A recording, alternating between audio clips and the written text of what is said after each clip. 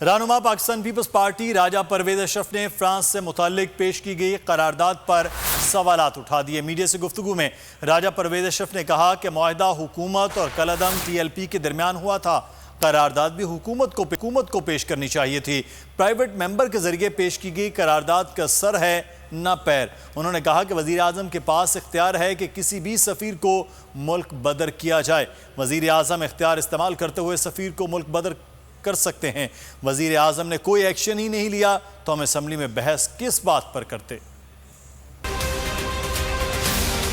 وزیر اعظم صاحب غائب ہیں، انہوں نے ایک عام رکن کو جو ہمارا بھائی ہے اس کو پرائیویٹ ممبر کے طور پر بھائی امجد نیازی کے درمیان جنہوں نے یہ تحریک پیش کی تھی، یا ان کے درمیان اور ٹی ایل پی کے درمیان معاہدہ ہوا تھا یا حکومت اور ٹی ایل پی کے درمیان معاہدہ ہوا تھا؟ اگر حکومت نے معاہدہ کیا تھا تو پھر حکومت کو ایکشن کرنا چاہیے تھا، حکومت کو جو ہے وہ قرارداد لانی چاہیے۔ قرارداد آج جب آپ نے پڑھی ہے تو قرارداد اتنی گول مول ہے کہ کوئی نہ سر ہے نہ پیر۔ آپ ملک کے وزیر اعظم ہیں، آپ کے پاس ایگزیکٹو اتھارٹی ہے، کسی ملک کے سفیر کو نکالنا یا سفیر بھیجنا آپ کے اختیار میں ہے۔ آپ وہ اپنا اختیار استعمال کریں اگر آپ سمجھتے ہیں کہ وہ ٹھیک ہے۔ ہاں، اس پر پھر اگر کسی کو اعتراض ہوتا تو وہ پھر ہاؤس میں بات کر سکتا تھا۔